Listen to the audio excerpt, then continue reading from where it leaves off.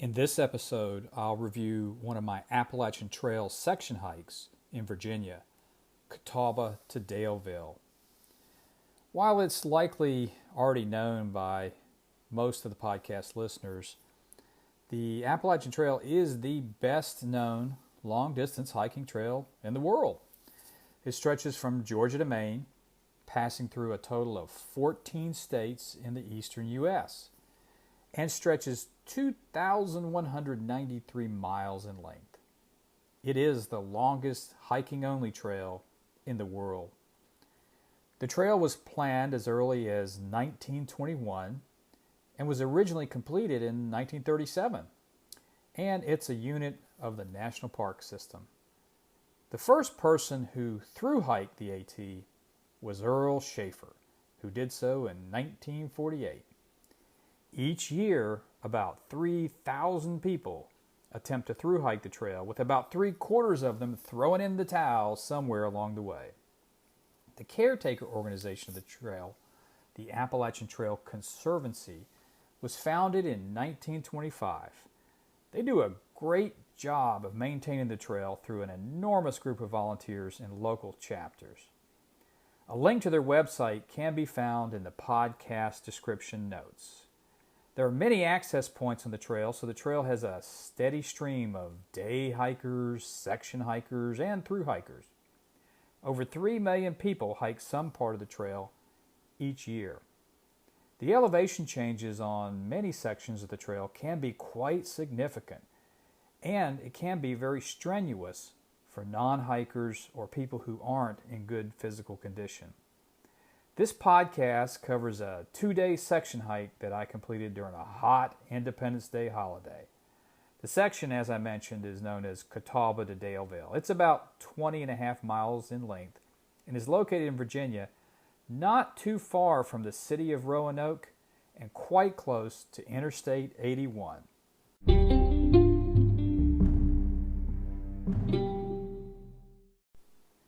We started our journey by being dropped off by our driver at the parking lot located across Highway 311 from the Catawba Appalachian Trail northbound trailhead. The parking lot was absolutely full, and cars were also parked all along the roadside. Many people were taking advantage of the holiday by taking a day hike on the AT in both the northbound and southbound directions. It was mid-morning and it was already getting hot. It had been hot for several weeks and there was minimal rainfall, so I was a little concerned about how difficult it would be to get water on the trail. My hiking companion for this hike was Badger. It was mid-morning on the 4th of July. We headed north on the trail and immediately found the trail to be very congested with day hikers going in both directions. One of the most iconic views on the AT, McAfee Knob, was in this direction, so we assumed many of the hikers were headed to or coming from there. The trail conditions in this section are reasonable but not easy, with a fairly steady upward slope and large stones the size of baseballs covering some parts of the trail, so you did have to be careful with your foot placement. As we hiked along, we did see some day hikers taking rest breaks only a short distance from the trailhead. Not a good sign. Further up the trail, we passed the John Spring Shelter, but didn't take the time to check it out as we had many miles ahead of us and had gotten started later in the day than we had planned. Along the way, we were greeted by a nice older lady who turned out to be a local trail volunteer. She was warning hikers that due to the recent drought conditions, there were limited sources of water along the trail from there to the trailhead at Daleville. She mentioned a couple locations where we could find water. She also had a bag of bottles of water for desperate hikers, but we declined as we had enough water to get to one of the water sources she mentioned. Further up the trail, maybe a mile or so, we passed the Catawba Mountain Shelter, but didn't stop to check it out. Generally, the shelters that I've encountered on the trail in Virginia are similar to one another, and I'll cover that a little later in the podcast. We arrived at the short side trail that went to McAfee Knob and took that trail to the Vista, where we took a break and looked at the impressive views. It was a very clear day, so we could see an incredibly long distance from an elevation of 3,197 feet. If you've never been to McAfee Knob, I highly recommend taking a hike there to see the impressive views. It's about 4 miles from the trailhead. It was very crowded on the knob. As I suspected, many of the day hikers were on the trail specifically to see the view and take photos from there. I'll post some of my photos on my Instagram account. Then we left and continued our journey north. The traffic on the trail declined substantially after we left McAfee Knob. We encountered a couple of other backpackers taking a cigarette break on the trail, and I thought this to be a little odd at the time. I would get to know them better as our paths would cross again a couple more times along the trail. We encountered impressively large boulders in the next section of the trail, through which the trail passed for quite some time. We also passed the Campbell shelter in this area. There are quite a few shelters fairly close together on this section of the AT, which is an indication that this section gets more through hiker and section hiker traffic than maybe other parts of the trail. Then we came upon an interesting group of people. They appeared to be a group traveling together. Some had backpacks with them, and some were sitting in folding chairs. You know, the kind you would use at an outdoor concert or to watch a kid's soccer game. Many of them didn't look to be hikers by their clothing and their shoes. Some of the group looked very out of place deep in the mountains on the AT, many miles from the nearest trailhead. Several miles from McAfee Knob, the trail then took us to another impressive view, Tinker Cliffs, which is at an elevation of 3,000 feet and also has an incredible view. The cliffs are quite narrow, so you do have to be careful with your footing. Virginia hikers refer to the Triple Crown of must-do peaks while hiking the AT in that area.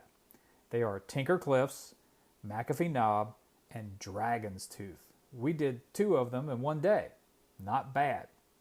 We took a fairly lengthy break here. After leaving Tinker Cliffs, we passed the Smokers again, who were taking another smoking break. It had been a long, strenuous hike because of the heat of the day, and I was really looking forward to ending my day at the Lambert Meadow shelter where we planned to camp. It was only about a mile further on the trail, pretty much straight downhill. The incline was very steep in many locations. As we arrived at the Lambert Meadow shelter, both of us took a long break before we got situated. I'd been planning to camp in my tent that evening, but the shelter was empty, so I set up my pad and sleeping bag in the shelter. Badger set up a hammock to sleep in. At that point, there were very few people at the campsite.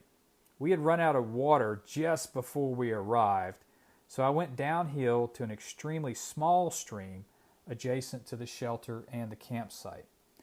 The lack of rain had reduced the flow of the stream to a trickle, but I was able to put my hand pump type MSR water filter in the stream and pump for what seemed to be an eternity, but was able to refill our water bottles.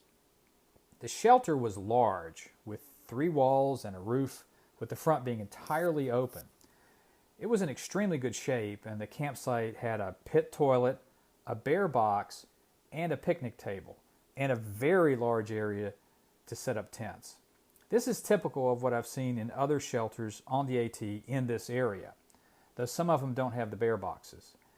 The logbook in the shelter indicated that hikers had seen bears at the campsite the previous day, so I was definitely planning to use the bear box. The smokers then arrived at the camp, dropped their bags near the shelter, and had another smoke. I had a nice conversation with them and got to know them. They were through hikers who met on the trail shortly north of Georgia and became a couple. They weren't making very good progress in their through hike because they took a series of very long breaks along the way. I suspect that they didn't complete their through hike, but I certainly hope they were successful. They continued to smoke what they told me was flavored tobacco throughout the evening, but hey, I wasn't born yesterday. Many hikers trickled in as it was getting darker. The sun sets very early at the shelter, because it's surrounded by mountain peaks. Just before it became dark, the larger group with the folding chairs arrived. As I had an opportunity to observe the group in more detail, I concluded that several people in the group were likely slack packers carrying only the folding chairs, with the others carrying all the gear like Sherpas. If you don't know what a slack packer is, you might want to Google the term, as they've created quite a controversy in the backpacking community. Badger and I ate a hearty dinner of Mountain House meals and crunchy granola bars and went to sleep early. We hiked 11 miles on day 1.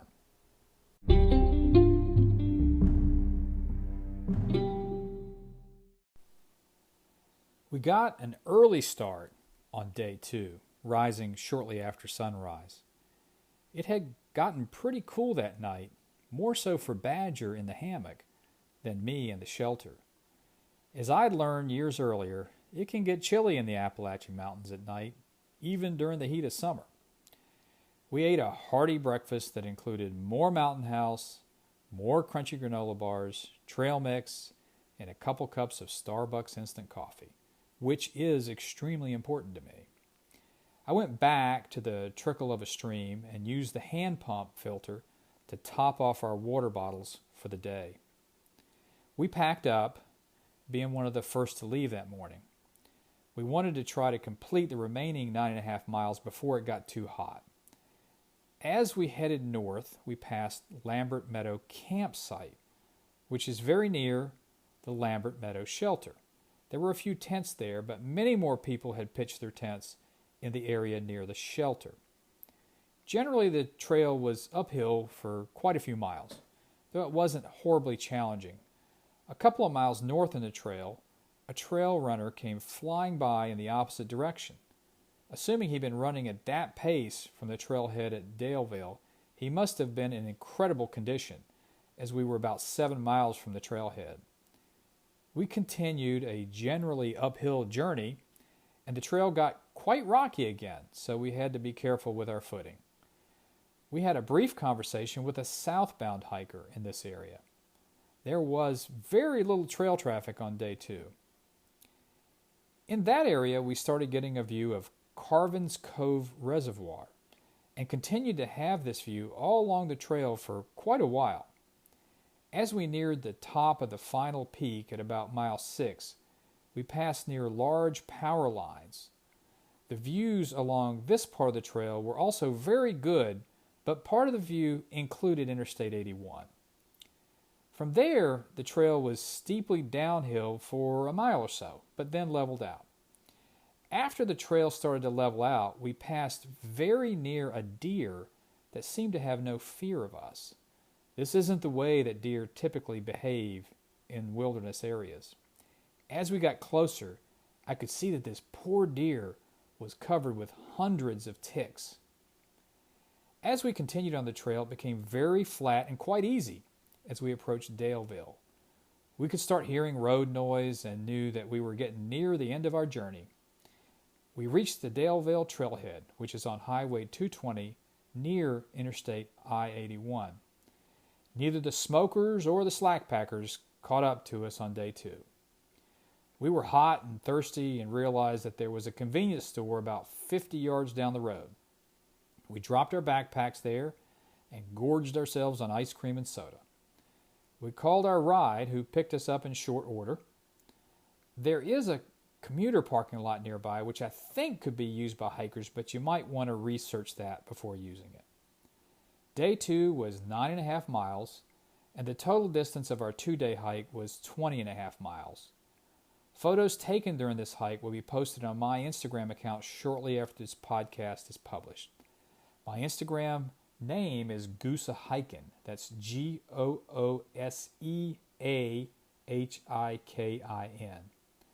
The Roanoke Area Trail Club, which maintains the trail in this area, considers this to be a strenuous hike, so it's definitely not for everyone. But we had a great time on this hike. Any day hiking is a good day for me, especially a 2-day hike on the Appalachian Trail.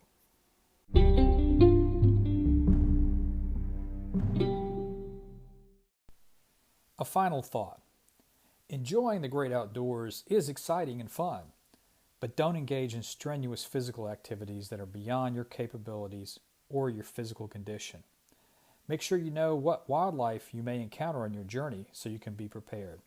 Also, make sure that you carry an emergency medical kit, water, and a map, and always stay on the trail.